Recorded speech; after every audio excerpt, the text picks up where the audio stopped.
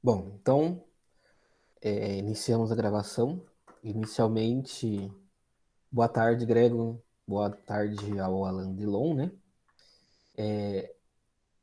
Para iniciar nossa aula, eu vou iniciar então a aula de hoje. Nossa, tá programada então para a gente discutir. Eu vou apresentar para vocês o plano de ensino, né? Vou falar um pouco sobre as avaliações, a gente pode discutir um pouco sobre isso.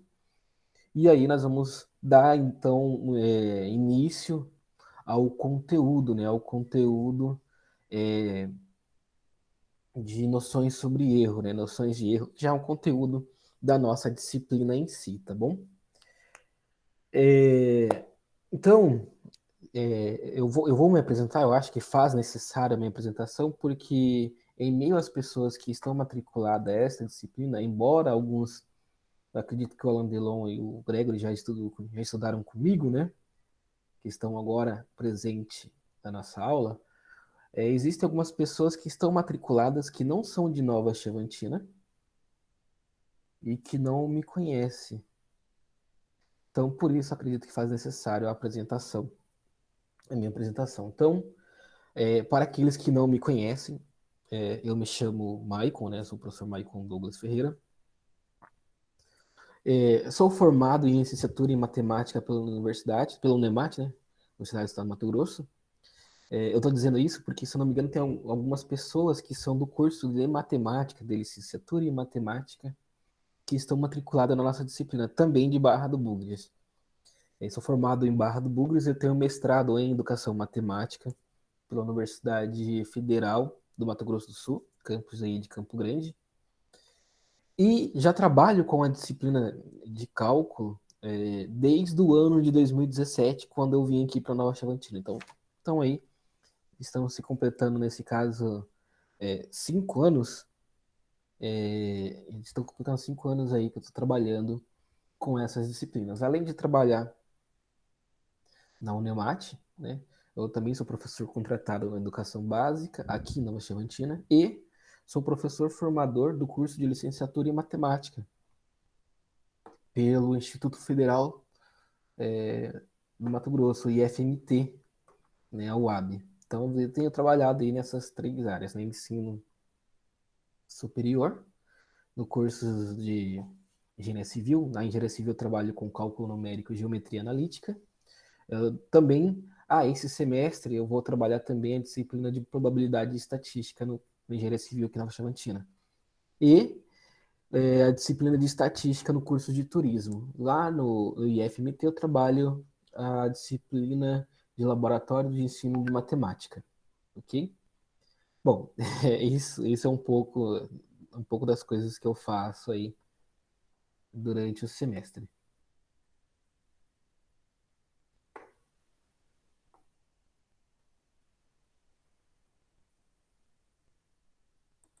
Ok. Voltando para cá, então, é, eu vou apresentar para vocês o plano de ensino da nossa disciplina, como é que ela vai acontecer. Sofreu um pouco de mudança do semestre passado para esse semestre. Tivemos aí um pouco de mudança aí do semestre passado para esse semestre. E algumas poucas mudanças, né? E aí vai depender de cada professor de como lidar com isso. Então, eu vou apresentar aqui qual é o meu planejamento, o plano de ensino para o semestre. Vou falar um pouco das avaliações, como é que acontecerá nossas avaliações. E, e aí, posteriormente, eu vou abrir um pouco o diálogo com vocês para a gente falar sobre essas avaliações.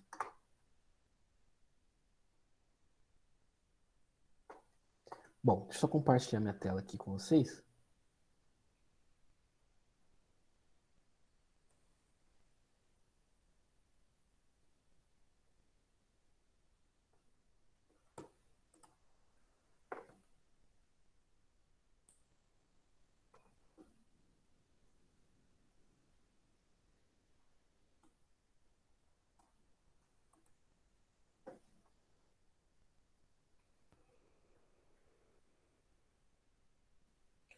Ok. Acredito então que vocês já devem estar vendo minha tela aí, né? E aí eu vou compartilhar com vocês no plano de ensino. Então, esse aqui é o nosso plano de ensino, né? Professor Michael Douglas, o curso de Engenharia Civil, a disciplina é a disciplina do cálculo numérico do terceiro semestre. E aí nós temos aí a nossa ementa. Então, o que a gente vai falar? A gente vai falar sobre noções de erro, noções sobre erros, né?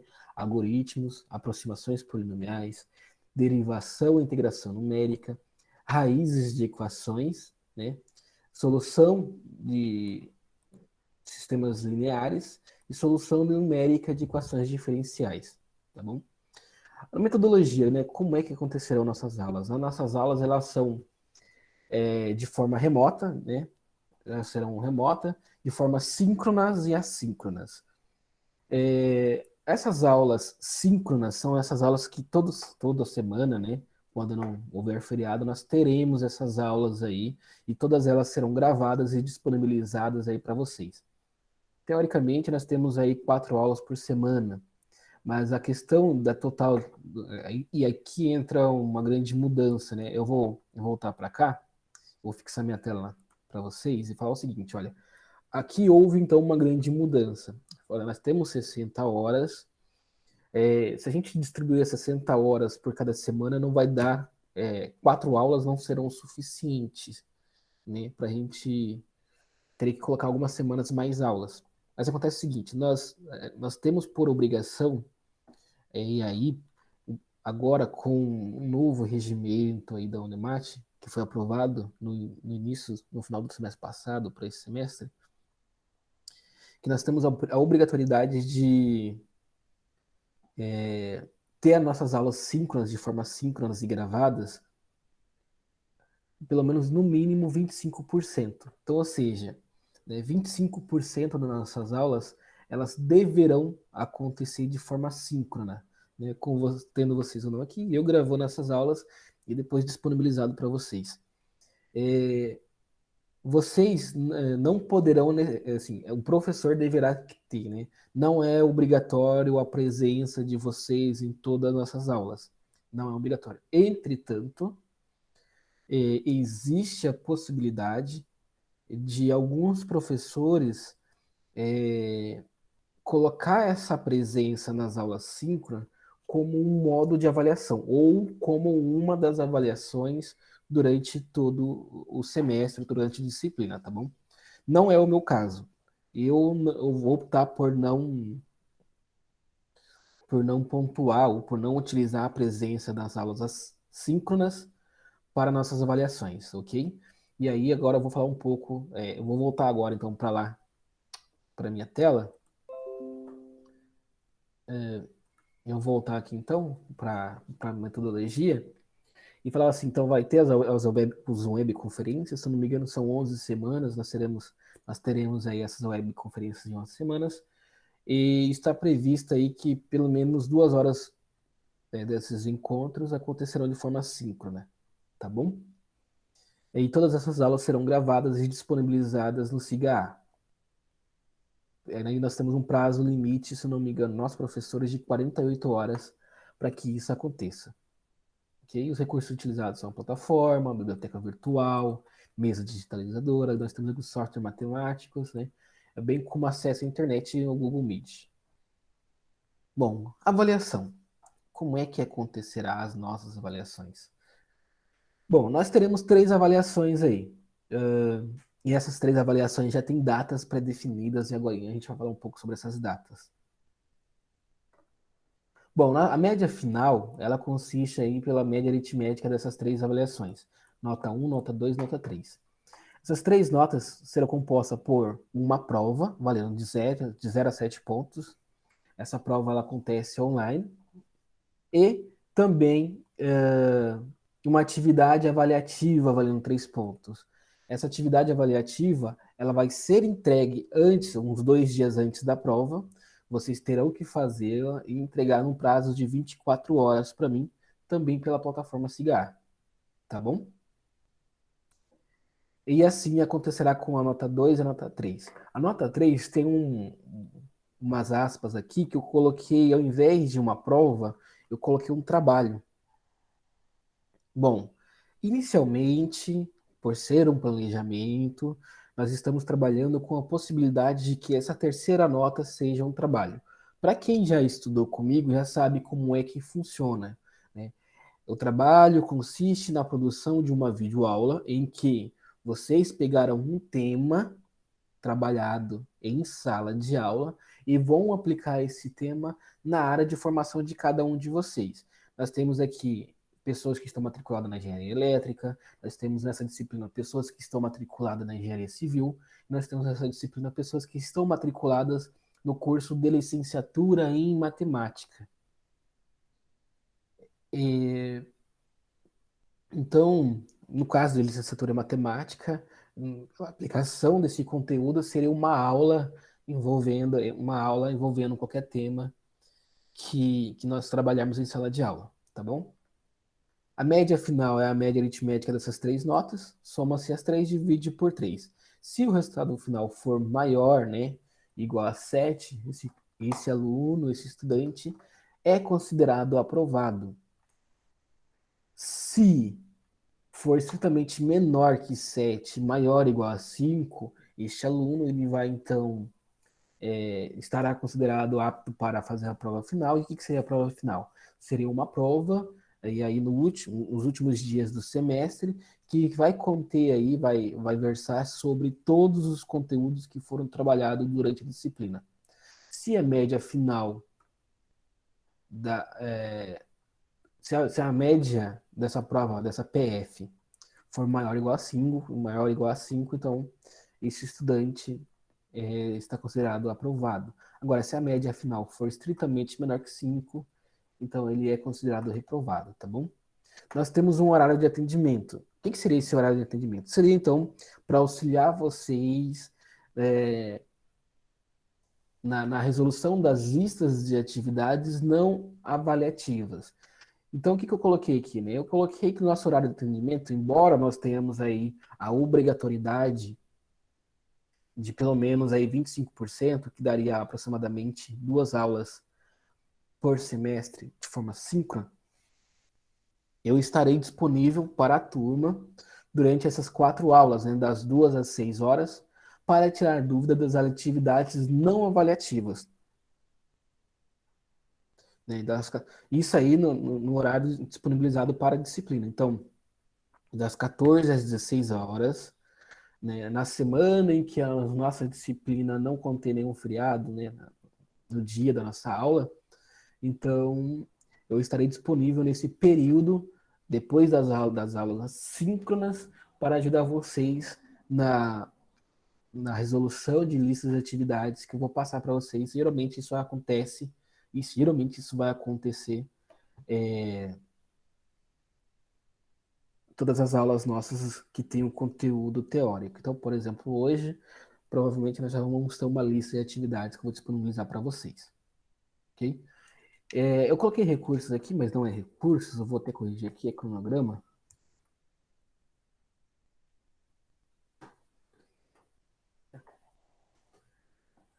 Bom, e aqui nós temos um cronograma de como será todas as nossas aulas. Eu vou chamar a atenção aqui, porque nós já temos algumas datas pré-definidas para a nossa avaliação. A primeira avaliação está prevista aí para o dia 4 de outubro. A segunda avaliação está prevista para o 22 de outubro. E a terceira avaliação está prevista aí para o 13 de outubro. Tudo bem? Está prevista, mas não necessariamente pode ser que aconteça uma coisa ou outra, como, como, deixa eu ver, isso, se não me engano, no calendário acadêmico, a nossa disciplina, ou o calendário acadêmico da Unemat, vai acabar provavelmente lá pelo dia 17 do 12, aí nós temos esse período aí para resolver essas questões, ou colocar, realizar a terceira avaliação. Enfim, o fato dessa disciplina específica, ou não necessariamente dessa disciplina específica, deixa eu só parar a apresentação. As disciplinas que acontecerão, ou que acontecem, só um minutinho.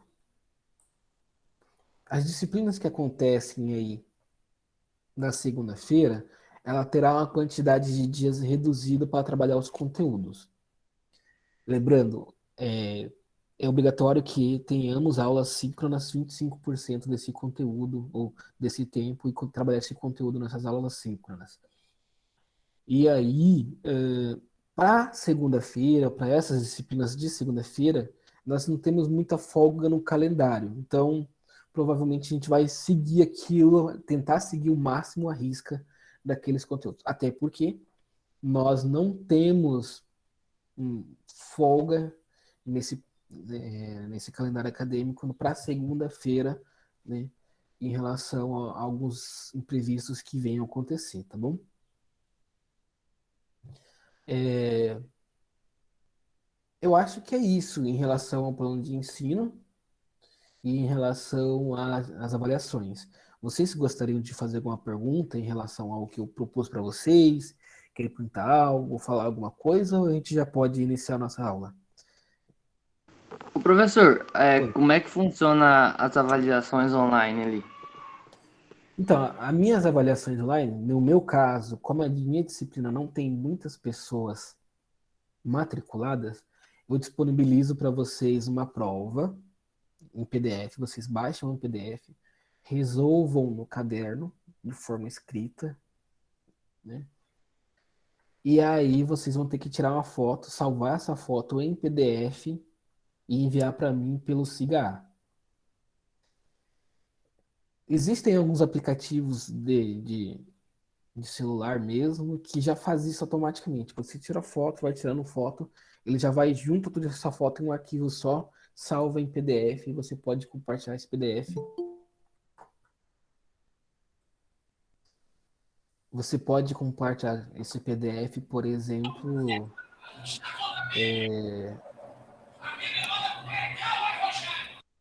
você pode compartilhar esse PDF, por exemplo, pelo WhatsApp e assim por diante, tá bom?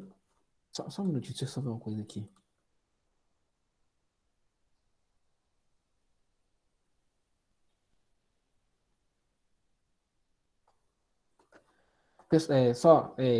Henrique, né?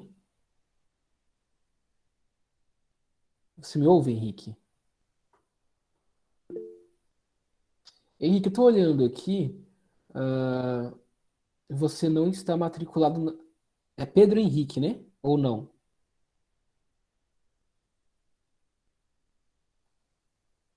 Paulo Fala Henrique. aí.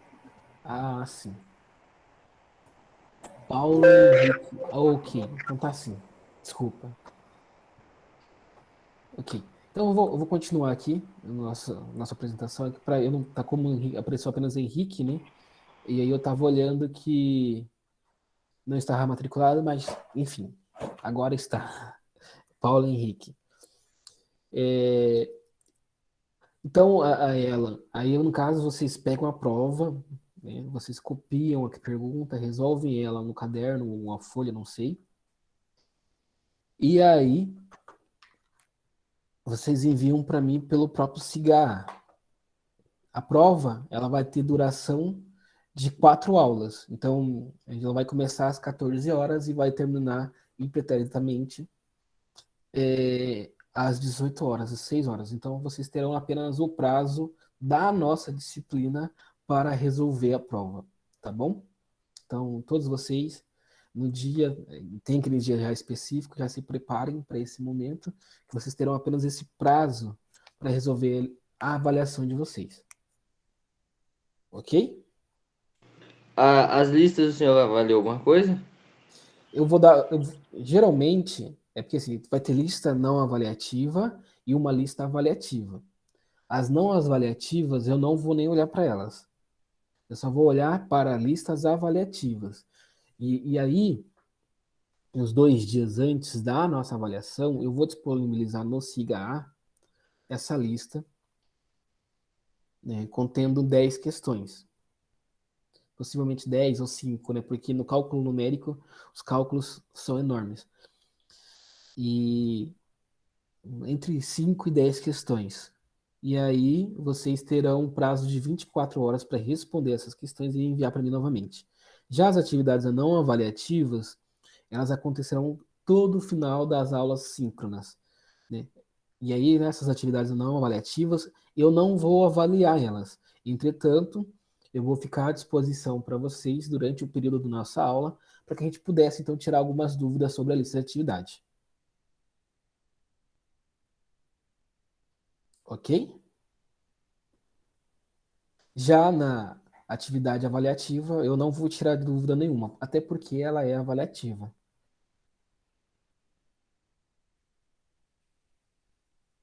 Mais alguma pergunta? Tem como o senhor estender esse prazo da lista aí por uns 2 dias, não, professor? Não. Na verdade, ter até tem, né? Mas para um planejamento, eu optei por não, né? Por ser 24 horas. E aí cada professor vai propor o seu método de avaliação de um modo, tá bom? Então, neste caso, por ser uma questão avaliativa, eu optei por não, por deixar apenas por 24 horas. Até porque vocês são um grupo, vocês podem, por ser uma questão avaliativa, vocês podem se reunir por à distância e tentar responder juntos, né, essas questões. E aí vai depender de vocês, da turma, como é que vocês vão se organizar para responder essas questões. Ok? Ok. Mais alguma questão? Mais alguma pergunta? Segura na mão de Deus que vai dar certo. Não, que isso. Acho que Paulo e Alan, eu acho que o Alan Delon já teve aula comigo presencial, né, Alan? Eu tive um mês, eu acho, de aula com o senhor, professor. Um mês, aí o Paulo, Eu tive umas 3 vezes de um mês também. umas 3 vezes de um mês. Ô, Mas mas, dessa vez vai. gurizada, fica de boa.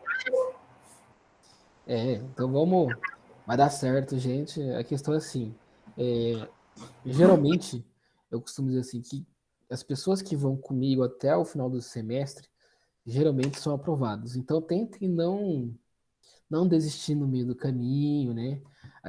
Eu sei que às vezes é um pouco árduo. Nós temos o nosso cotidiano, nós temos uma outra rotina além da universidade, embora vocês, quando fizeram a matrícula na universidade, assinaram um termo de responsabilidade, de conscientização, que estão cientes que estariam aí disponíveis 24 horas, desculpa, estariam disponíveis aí para cursar o curso de engenharia civil em tempo integral, né? Mas a gente sabe que durante a pandemia, né, muitas coisas aconteceram, muitas necessidades foram surgindo, e aí a gente tem que meio que se adaptar a esse novo cotidiano, né? Esse novo meio, tá bom? Eu vou ali só buscar uma água para mim, minha garganta tá seca, e aí já volto já pra gente então iniciar nossa aula, tá bom? Só um minutinho. É água ou café, professor? Eu vou beber uma água, mas é café. Eu vou beber uma água ali, mas é café.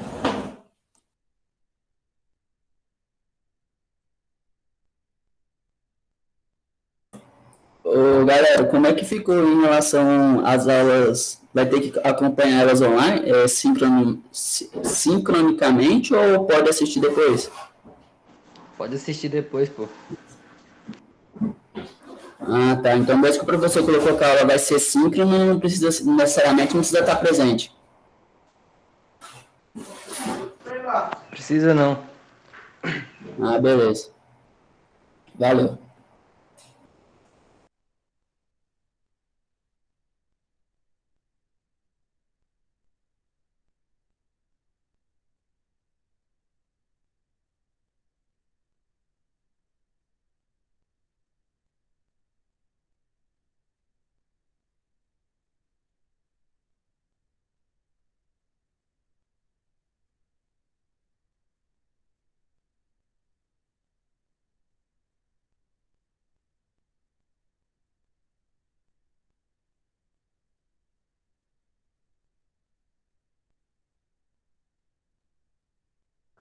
Pronto, voltei.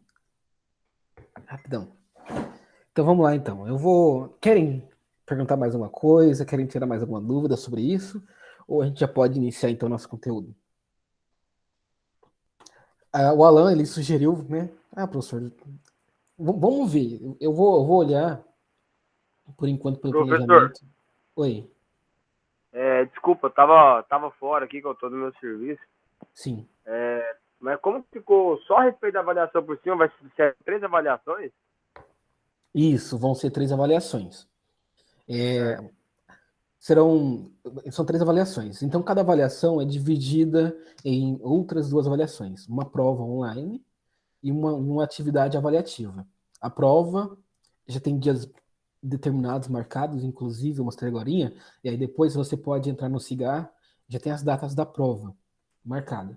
É uma previsão de que vai acontecer naquele momento a avaliação. E a avaliação, ela só estará disponível para vocês durante o período da nossa aula. Então, naqueles dias que estão pré-marcados, pré-definidos lá, nós teremos avaliação e elas ficarão disponíveis para vocês das 14 horas até as 18 horas, né, que seria 6 horas da tarde. E aí um trabalho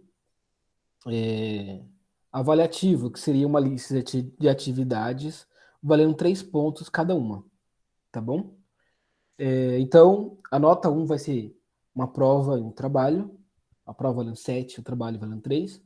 A nota 2, mais uma prova valendo 7 e um trabalho valendo 3. A nota 3, por enquanto, será um trabalho, que seria aquela videoaula, né, aplicando o conteúdo que trabalhamos em sala, na área de formação de vocês, e mais uma lista de atividades valendo 3 pontos. A lista de atividades vocês terão 24 horas para entregar. Dependendo do conteúdo, eu vou estudar se eu posso ou não estender esse prazo de 24 horas para 48 horas, ou seja, 2 dias, nem 2 noites, dependendo do conteúdo. Agora, já o trabalho que vai compor a terceira nota, ele vai ter um prazo de uma semana para vocês produzirem. Ao invés de 4 horas, como é uma prova, né? Vocês terão uma semana para produzir o vídeo, aplicar e assim por diante. Ok? Beleza. Aí vai ser aquele mesmo vídeo lá que a gente já fez antes. Isso. Quem já trabalhou, quem já estudou comigo, o Gregory que foi presencialmente, né, já sabe como é que funciona. O Alan Delon e o Paulo já não teve essa experiência presencialmente. Ele me reprovou uma vez já. Bom, gente, então é isso, né? Mais alguma pergunta? Não, beleza. Não, né? Beleza. Alan Delon, tranquilo? Tranquilo, professor. Então tá, vamos iniciar nossa aula de hoje. Eu vou só abrir aqui o slide.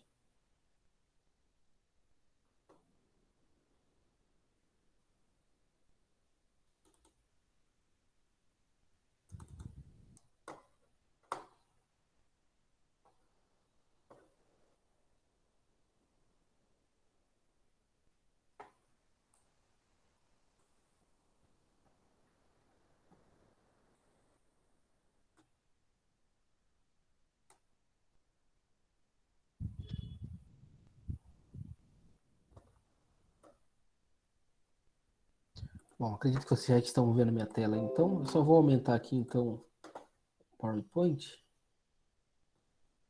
Ok, então vocês estão vendo minha tela aí, né? O slide, certo? Só confirmam com o áudio, por favor. Certo, professor. Sim. Então tá, a nossa aula de hoje, ela então vai constituir. Pessoal, só desliga o microfone agora, tá dando isso, interferência, ok. Então a nossa aula, então, ela consiste então numa apresentação, uma ideia para a gente entender o porquê que existem cálculos numéricos, né? O E, professor, oi,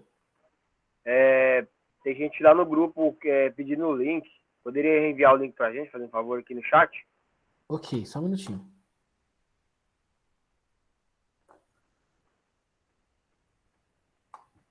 Deixa eu ver.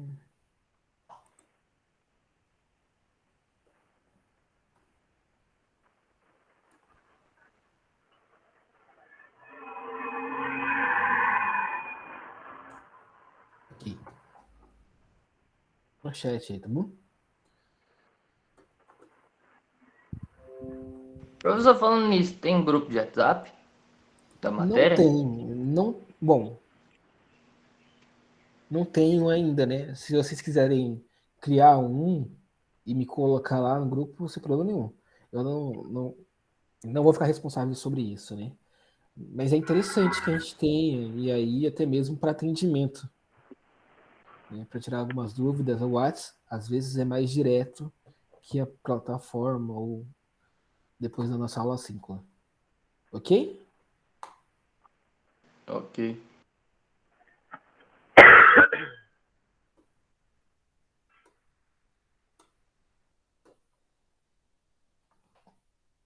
Bom, então eu vou iniciar aqui novamente.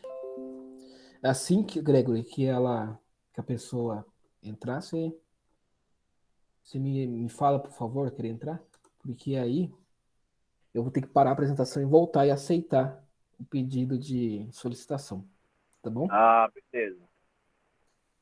Bom, então vamos lá. Cálculo numérico, né? A ideia aqui, inicialmente, é a gente entender o que é um cálculo numérico. Vocês aí na disciplina de vocês já tem o cálculo 1, cálculo 2, cálculo 3. E agora nós temos o cálculo numérico. Teoricamente, o cálculo numérico, ele é para vir depois desse cálculo 3, né? Porque alguns conteúdos, assim como eu acredito que vocês já viram, até mesmo pelo plano de ensino, são necessariamente os conteúdos trabalhados tanto no cálculo 1 quanto no cálculo 2 e 3. É a soma de todos esses conteúdos apenas em uma disciplina, além de outros, né, que a gente vai ver por aí.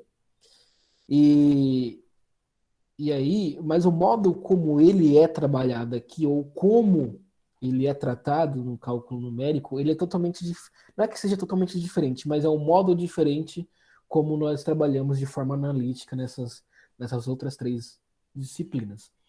Então, o cálculo numérico é uma disciplina que, que trabalha esses conteúdos de um modo diferente e que ele vem, teoricamente, para tentar solucionar alguns problemas no nosso dia a dia, assim como os outros. Então, só para a gente entender o que é que acontece, né?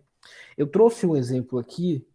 Lá em 1996, nós tivemos o primeiro lançamento do foguete Ariane 5. Esse primeiro lançamento houve um erro muito, né? É um erro básico, mas um erro grotesco, até mesmo. é, eu vou dizer o que aconteceu, né? Nesse voo, nesse primeiro lançamento, esse foguete, no caso, né? Ele levantou o voo e ficou apenas no ar durante 1 minuto, e aí ele mudou um pouco a rota e vem vindo a explodir, né? Nessa explosão, eles perderam aí, com a explosão, cerca de 500 milhões de dólares, fora o tempo.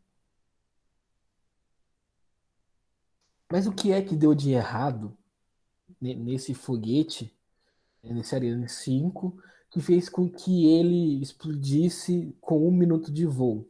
Inclusive, eu vou ver aqui se eu consigo achar para vocês o vídeo, né? Eu vou parar de compartilhar aqui para compartilhar de modo diferente, tá bom? Só um minutinho.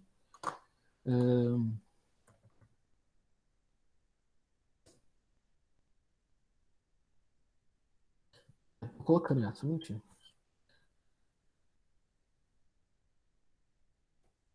Compartilhar com vocês aqui. Ó, foi isso que aconteceu. Deixa eu só.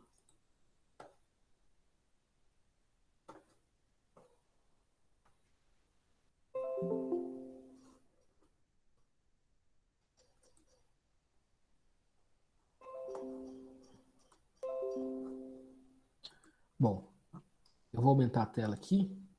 E aí foi isso que aconteceu. Só um minutinho.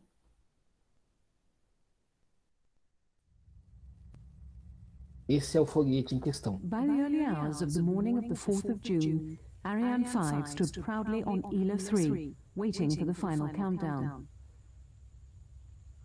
O vídeo é curto, apenas 1 minuto, mas para vocês entenderem a importância, por exemplo, do cálculo numérico. The skies opened again, and the da tropical aplicação rain dele. poured down over the rocket. There were doubts if it would be able to launch the next day. Its prospects looked poor. By the next morning, the forecast had improved slightly. Attention pour décompte final. A final decision to go was taken. 10, 9, 8, 7, 6, 5, 4, 3, 2, unité, feu. Allumage.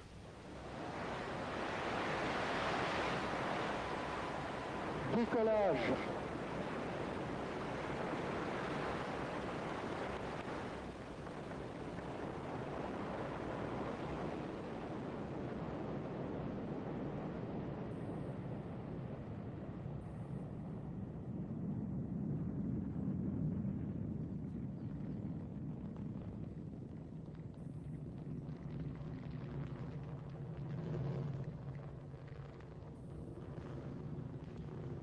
Tous les paramètres propulsifs sont normaux et la trajectoire est normale. 37 seconds into the launch, the onboard computers decided 501. Bom, então esse aí foi o desastroso, né? Só um minutinho. Então esse foi o desastroso lançamento inaugural do primeiro foguete aí, Ariane 5, né? E a pergunta é, o que é que aconteceu de errado, de tão errado, que esse foguete ele veio a explodir com apenas 1 minuto de lançamento? Aí, segundo os estudiosos que estudaram, né, o porquê que esse foguete explodiu, acontece o seguinte, que alguns pesquisadores utilizavam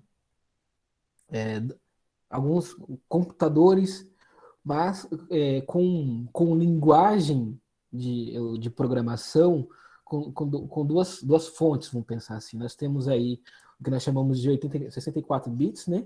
E o 16 bits na época. Essa quantidade de bits em questão de programação e de desenvolvimento de softwares, computadores, implica em dizer, por exemplo, qual seria a quantidade de casas de aproximações em relação aos cálculos, né?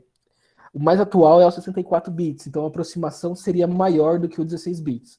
Então eles usaram computadores, né? Embora tinham o mesmo sistema, mas computadores com códigos binários diferentes, ou seja, com tipos de cálculos matemáticos que daria um arredondamento diferente de um para o outro. E esse sistema com código binário diferente de um para o outro, embora eles rodavam os mesmos programas, fez com que os cálculos de erro, ou os cálculos de propagação de erro, fosse calculado erroneamente, de um computador para o outro.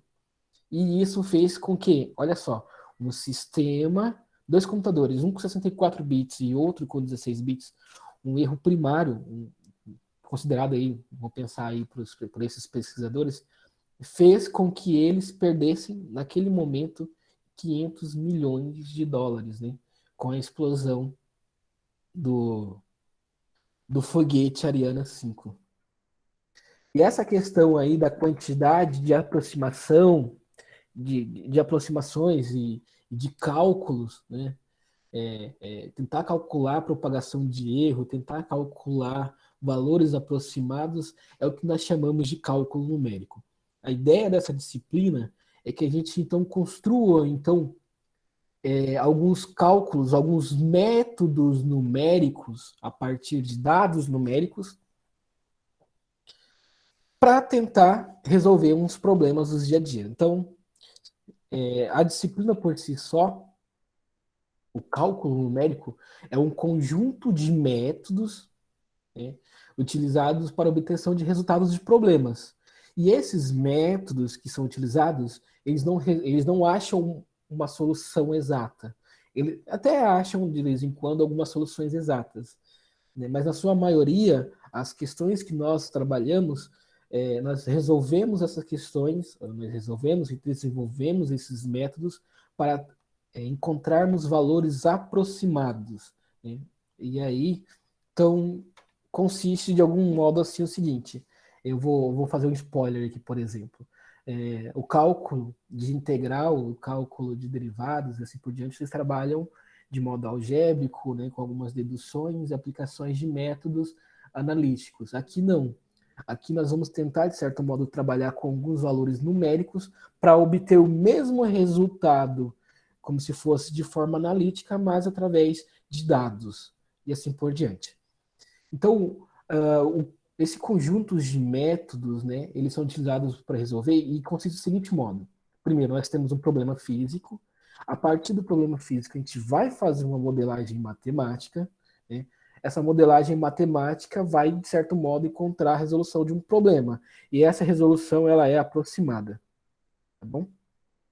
E aí, como, na grande maioria das vezes, esse método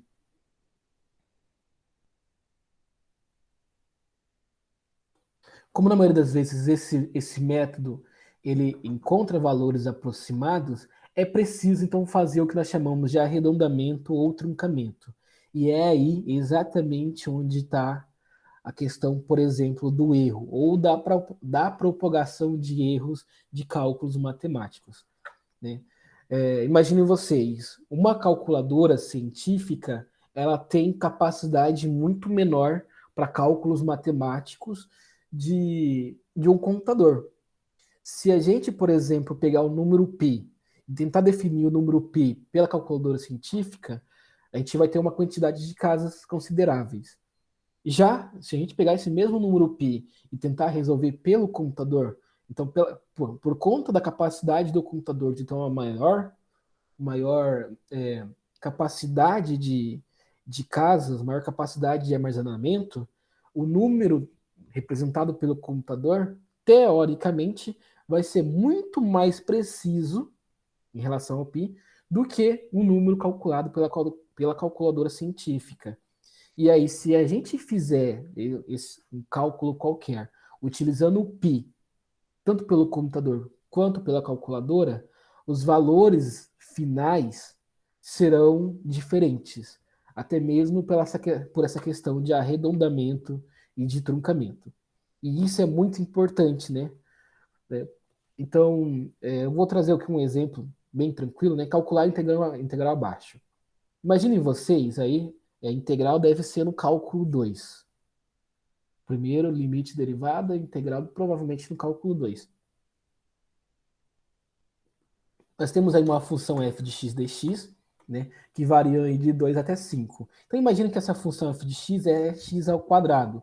E eu quero calcular a integral da função de x ao quadrado, que varia de 2 até 5 unidades de medidas. Então, cálculo de integral. Como ele, neste caso, como é apenas dx, duas variáveis, isso implica dizer que eu quero calcular apenas a área. A área da minha função, né? Então, uma função de x ao quadrado é uma parábola e varia de 2 até 5. Então, para o cálculo da área dessa função, como é que a gente pode utilizar? Ou como é que a gente pode responder? Então, primeiro, a gente calcula uma área que vai de 0 até 5, depois a gente calcula a área de 0 até 2 e subtrai, então, essa área maior pela área menor. Então, de 0 até 2, e aí, aplicando a regrinha da exponenciação, do exponencial, né, do polinômio, enfim. E aplicando, substituindo os valores, nós vamos chegar aí a 39 unidades de medidas, unidades de área, no caso. Já a questão assim, que outra forma teríamos de resolver esse problema? A outra forma seria, por exemplo, por cálculo numérico. Métodos numéricos. Então, e aí nós vamos falar assim, método contínuo discreto. Por quê? Partindo da definição de integração, os cálculos das áreas, eles podem ser, então, representados pela soma da área de cada um desses retângulos, né? Percebam só, aqui, por exemplo, nós temos 1, 2, 3, 4, 5 retângulos. Então, a soma da área dessa função abaixo, né, da função x ao quadrado, que varia de 2 até 5, pode ser calculado pela área desses retângulos. Mas perceba que existem aí alguns erros em relação aos cálculos, se a gente fazer dessa forma. Então, imaginem só se a gente pegar esses retângulos e cada vez diminuir ou subdividir eles, né? Cada vez ter mais retângulos. Isso implica dizer que quanto mais retângulos eu ter, mais próximo dessa área eu vou estar. Na prática, a gente tem aí alguns programas matemáticos que conseguem, de certo modo, ajudar a gente a calcular isso. Então, por exemplo, considerando aquela função, considerando o número de retângulos, a gente vai ter um valor aproximado da área. Perceba que quanto mais retângulos eu tenho, mais próximo de 39 eu vou chegar. Ou seja, o cálculo utilizado aí de forma discreta, o cálculo utilizado vamos pensar assim, pelos métodos numéricos, a gente trabalha com valores aproximados. É claro que nessa situação aqui, existe uma maneira de como resolver isso sem necessariamente utilizar o método numérico. Agora pensem vocês, se por acaso eu tiver uma função que seja muito difícil ou quase impossível de ser integrada ou derivada, né? Então, um método numérico pode auxiliar vocês nessa questão. A gente vai tratar um pouco mais sobre essas questões de como, por exemplo, substituir uma função que talvez a gente não consiga mexer nela por uma função polinomial e depois integrar ela a partir do cálculo numérico. Mas o cálculo numérico consiste em quê? Em trabalhar algumas modelagens matemáticas e ter valores aproximados para algum problema que possa surgir. Valores aproximados. Para casos simples, esses valores podem dar exatos, mas nem sempre serão exatos. Ok?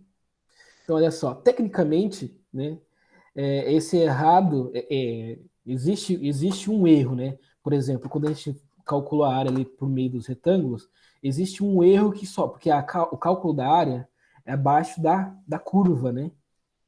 E aí, pelo método dos retângulos, existe um erro que vai sempre sobrar aqui, por exemplo, nesse caso da área do triângulo, ou da área dessa função.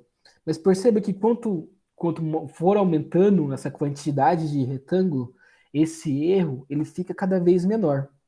Então a gente pode falar assim, olha, existe uma propagação do erro, mas existe um cálculo de área que pode ser suficientemente aceitável. A gente pode calcular a área, que pode ser aceitável, e além disso, a gente pode estimar qual seria o nosso erro de cálculo. E saber se esse erro de cálculo é aceitável ou não para algumas situações. Então, o que nós veremos nesse curso, né, de geometria? Desculpa, nesse curso de cálculo numérico. Geometria fez de manhã. Bom, resoluções de problemas matemáticos através de métodos numéricos, né? Quais problemas? Zeros reais de funções, sistema de equações lineares, ajustamentos de curvas, interpolação, integração e derivação numérica, e também eu não coloquei aqui, tem cálculo numérico de equações diferenciais ordinárias. Tá bom? E por onde nós vamos começar? Nós vamos começar por representação de número no computador. Como eu disse para vocês, existem algumas referências que estão no nosso plano de ensino, vocês podem entrar a qualquer momento, mas o nosso cálculo, ou a nossa disciplina, ela vai utilizar, eu vou usar como base, esse livro, né? Cálculo numérico, aspecto teórico e computacional. Praticamente, para nossas disciplinas, todas as nossas aulas serão pensadas e baseadas nesse livro, tá bom? Querem perguntar alguma coisa? Ou não? Estou indo muito ligeiro. Inicialmente, essa primeira parte foi apenas para apresentar o que nós vamos ver aí durante a disciplina. Agora, nesse momento, nós vamos, exatamente nesse momento, nós vamos então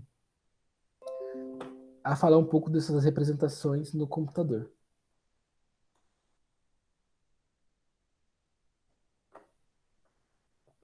Pessoal, se vocês quiserem perguntar alguma coisa, fiquem à vontade, tá bom? Podem perguntar. Aí vocês ligam o microfone porque eu não consigo ouvir vocês. Mas vocês precisam falar e perguntem, parem, falem, fiquem à vontade. Bom, então, a gente vai falar um pouco sobre esses erros, né? Lembra que eu falei para você do erro aí, do cálculo? Eles podem ser propagados. A gente vai falar hoje um pouco sobre esse erro. Nós vamos dar uma primeira entrada sobre uma introdução aritmética do ponto flutuante, o que é esse ponto flutuante, né? E depois a gente vai partir para uma lista de atividade já nesse primeiro dia. Bom, noções de aritmética de máquina. Então, vamos lá.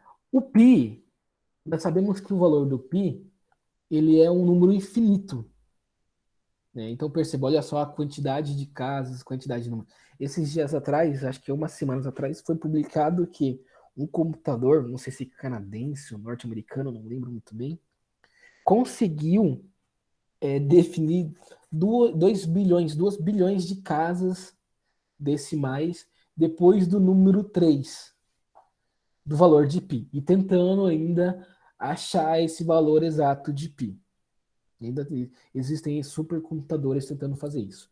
Perceba que a quantidade ou os números decimais, né, são infinitas. Neste caso, como é que a gente consegue representar no computador esse valor de π?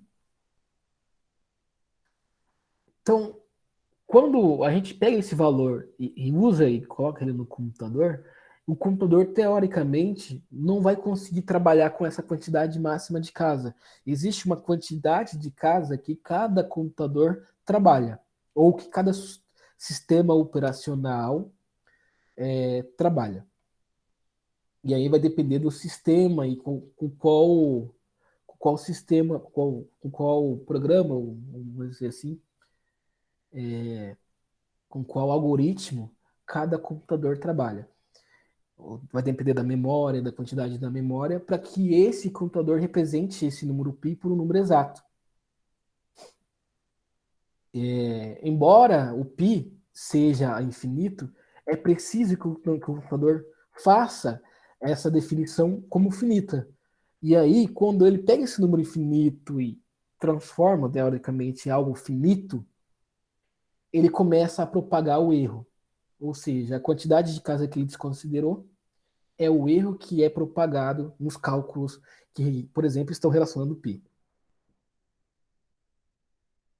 Então, bom, neste caso, os computadores, ou as representações numéricas no computador são representações finitas.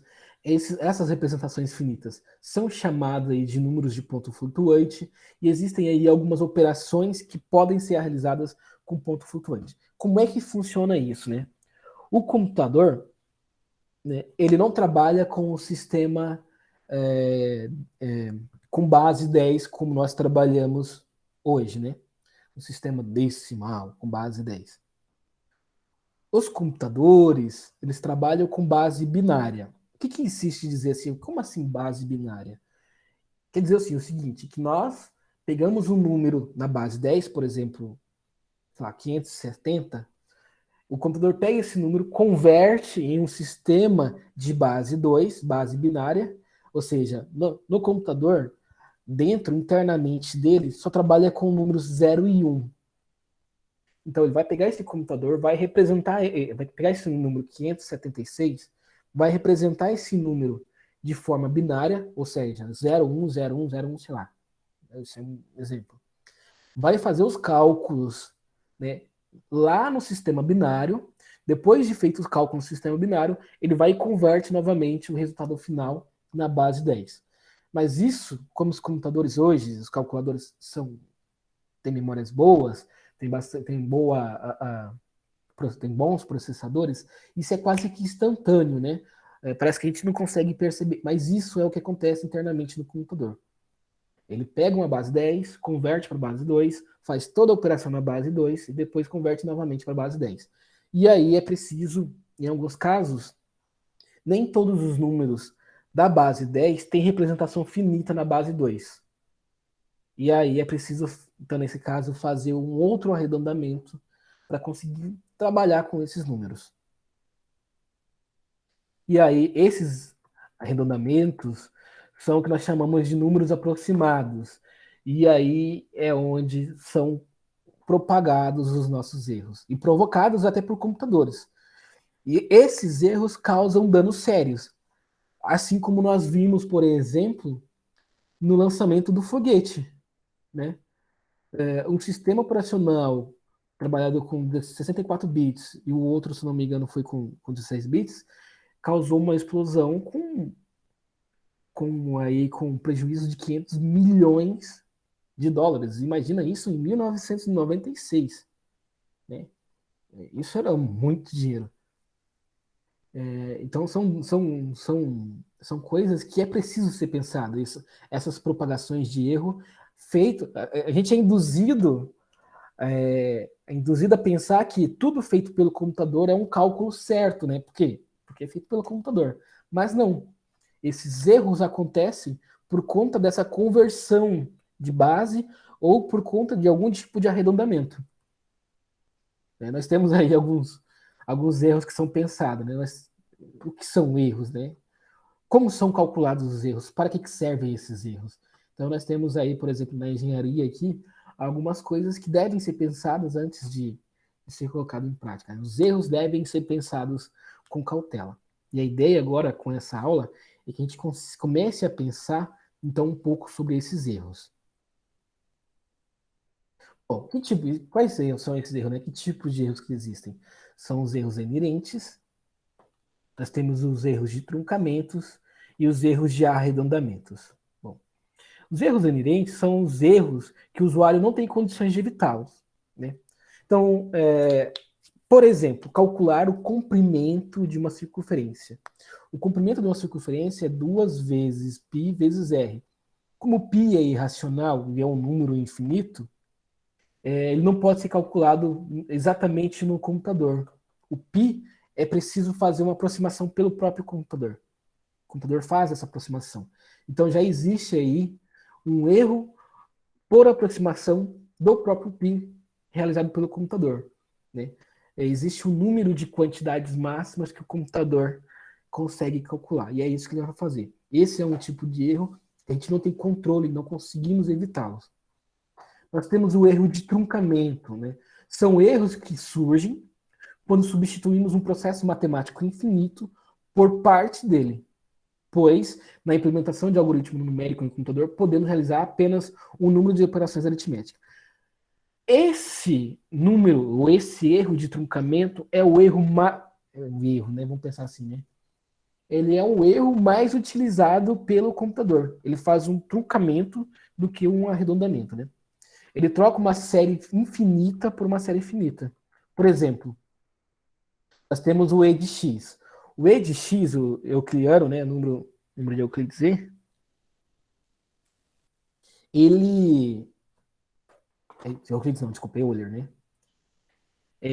O cálculo desse exponencial é feito, então, pela somatória de uma série de infinitas. A série infinita, né? Que varia de 0 a infinito. A somatória de uma série. Mas, quando a gente utiliza o Euler no computador, ao invés de trabalhar com séries infinitas, nós vamos trabalhar com valores aproximados, que vai variar de 0 até n mais 1. Ou seja, nós vamos definir, por exemplo, esse n, a variação de k até n, como sendo, por exemplo, a quantidade de dígitos que um computador pode realizar os cálculos. E aí, ao invés de usar um valor exato, que vai ter de 0 ao infinito, nós vamos usar valores, então, aproximados.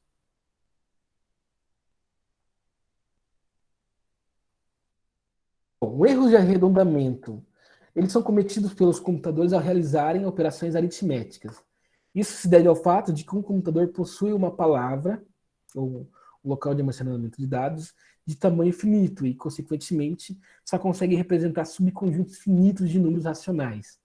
Esses erros de arredondamento é aqueles erros que a gente fala assim, olha, só vou dar um exemplo aqui, ele deu um exemplo...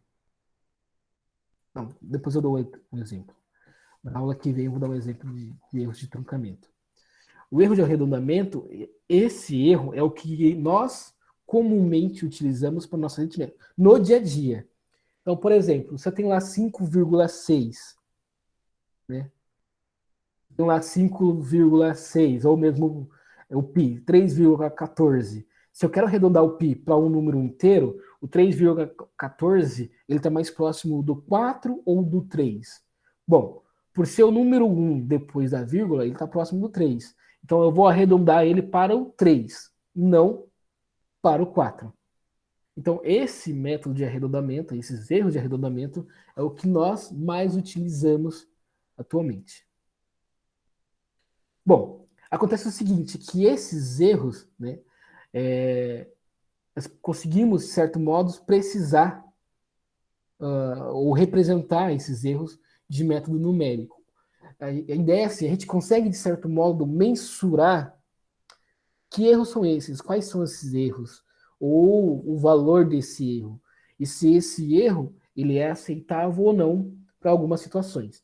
Existem aí alguns tipos de erros, os mais comuns são os erros absolutos, os erros relativos e o erro percentual. Então, ó, erro absoluto é denotado por delta barra, né? Então é a diferença entre o valor exato e o valor aproximado. Isto é, delta barra é x menos x barra. O erro relativo é denotado por dc barra, né? E o quociente entre o erro absoluto e o valor exato.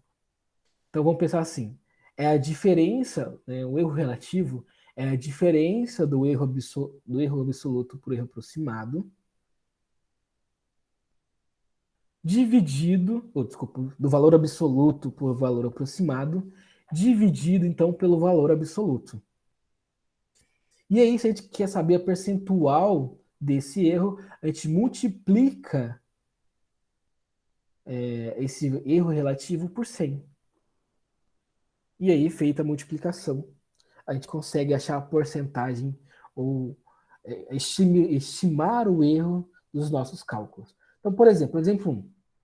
Nós temos aí 1.000 itens, em 1.000 itens a serem contados, foram encontrados apenas 999. Então, o valor exato é 1.000. O valor aproximado, né, de 1.000 itens a serem contados, foram encontrados apenas 9.999. Então, o erro absoluto é a diferença entre o erro exato e o valor aproximado. Então, o erro absoluto é 1. O erro relativo o erro relativo é a diferença entre entre o valor exato e o valor aproximado, ou seja, é o valor absoluto dividido pelo nosso valor exato. Então, o erro relativo aqui, o erro de cálculo ou o erro de contagem, foi igual a 0,001. E a gente consegue estimar isso em percentual. Multiplicando por 100, nós teremos, então, que o erro dessa contagem foi 0,01%. Bom, em 10 itens a serem contados, foram encontrados apenas 9. Percebam que há uma sutileza nessas contagens, mas vocês vão entender quando a gente fala de precisão de erro ou estimativas de erros. Né? O valor exato, neste caso, é 10, o valor aproximado, neste caso, é 9. Então, o erro absoluto é a diferença entre o valor exato e o valor aproximado, neste caso também é 1. O erro relativo seria, então, o erro absoluto dividido pelo valor exato. 1 dividido para 10 é 0,1. E a gente consegue representar esse erro de forma percentual, multiplicando por 100, então que implica dizer que o erro percentual é 10%. Percebam que o erro absoluto, nos dois casos, foram iguais, mas o erro percentual foi diferente. Isso implica dizer que nesse exemplo 2, o erro foi muito maior do que no exemplo 1. E, de certo modo, fazer algumas alterações ou, de certo modo, fazer algumas conclusões a partir dessa ideia de erro que nós temos, né? A precisão do erro, ela é muito importante para os cálculos, por exemplo, de edifícios e assim por diante. Existem alguns cálculos de erros que são aceitáveis, né? Existem outros que não são aceitáveis. Então, entre 0,01 e entre 10%, teoricamente, o exemplo 1 ele é mais preciso, porque o percentual de erro é muito menor.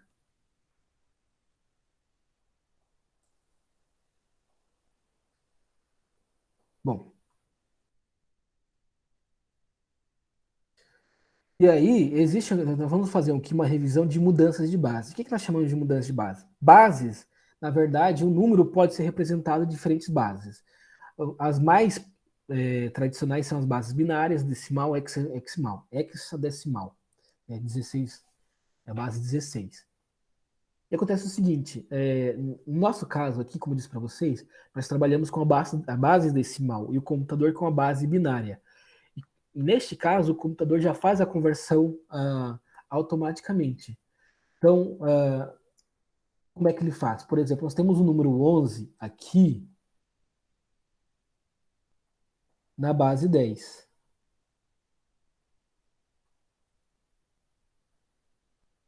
Nós temos o número 11, e aqui nesse número pequenininho é a base que a gente vai falar agora, a base 10. É a base que nós hoje trabalhamos, né, de 0 a 10. O computador trabalha com o número 2, ou com a base 2. Então o número 11 é representado por 1, 0, 1, 1 na base 2. E existe aí uma conversão de bases. Como é que a gente faz isso? Bom, teoricamente, se eu quero transformar esse número 1, 0, 1, 1 na base 10, eu faço uma contagem de ordem decrescente, né? Eu multiplico cada um desses números, desse algoritmo aqui, por 2, elevado à minha potência. E a minha potência vai ser de ordem decrescente, da direita para a esquerda, né? Então, ó, ou melhor, de ordem crescente, da direita para a esquerda, ó.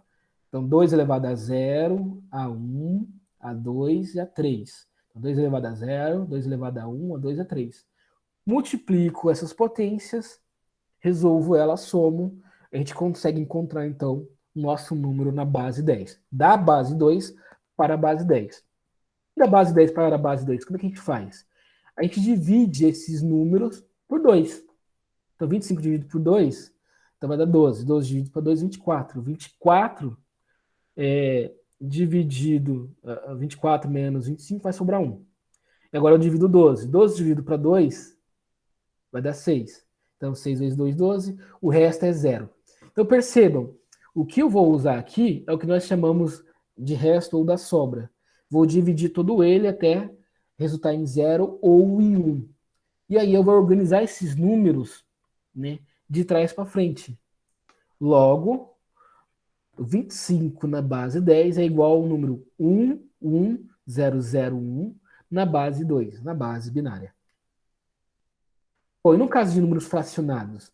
Bom, no caso fracionados da base 10 para a base 2, a gente sempre vai multiplicar ele por 2, ou por um número exponencial.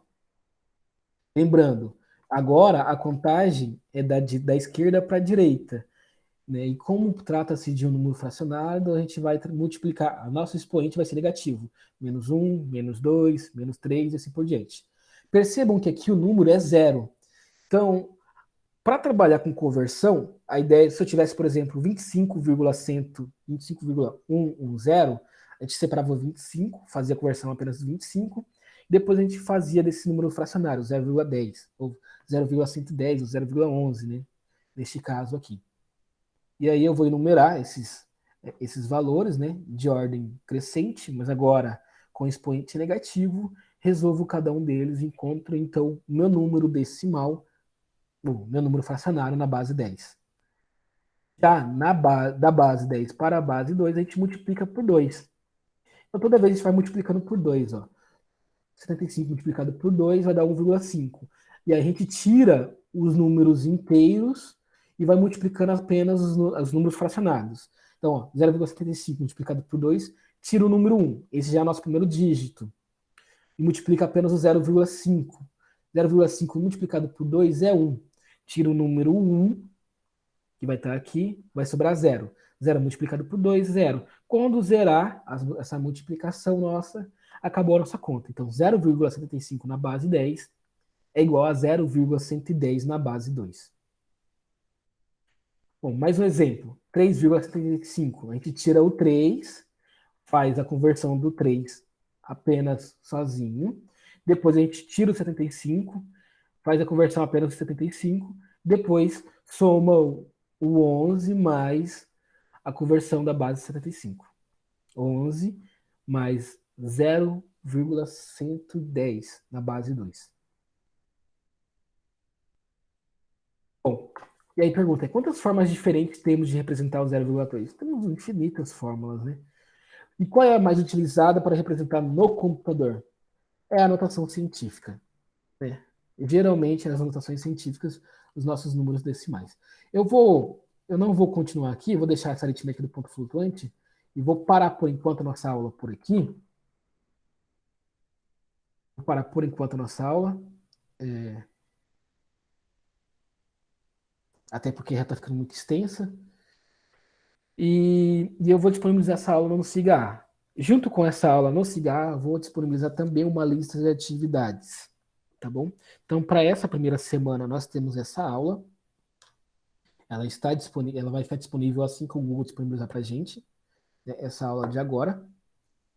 E aí, se vocês tiverem alguma dúvida, vocês me chamam, tá bom? Ok? Acho que eu falei demais, né? Beleza, professor. Tá bom? Provavelmente, por essa aula estar extensa, ela tem 1h30, quase 2 horas de extensão,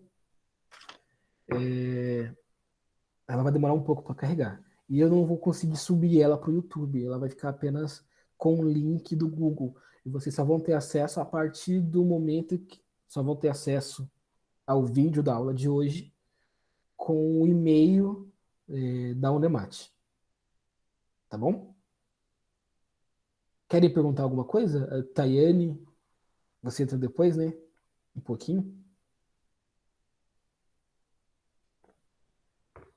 Bom, se vocês não tiverem nenhuma pergunta, eu me dispenso por aqui. Acho que libero vocês. E agorinha, eu já vou disponibilizar no SIGA. Deixa eu ver. Agorinha, vou disponibilizar no SIGA já para nossa primeira lista de atividades não avaliativa. Ok? Então essa semana já tem uma lista, professor. Tem. Beleza. Isso. Sobre noções de erro, que são os erros absolutos, e conversões numéricas, e conversões de base. Ok? Bom, então, no mais é isso, pessoal. Tenham aí uma ótima semana, uma boa resolução de lista de atividades. Eu vou colocar agora para vocês. Vocês podem me chamar a qualquer momento. Eu acho que o Alan falou de um grupo, né, Alan? Eu vou jogar a bola já para o Alan Delon. Se ele puder fazer o grupo da disciplina, coloca lá no grupão de vocês aí, dos alunos, para que as pessoas que estejam matriculadas nas disciplinas possam entrar no grupo. E aí a gente vai ter um contato mais direto. Eu vou estar disponível para vocês em relação à lista de atividades até às 6 horas de hoje, de toda segunda-feira, de quando nós tivermos aulas. Caso vocês tiverem dúvida, vocês podem me chamar, tá bom? Eu vou colocar meu número aqui.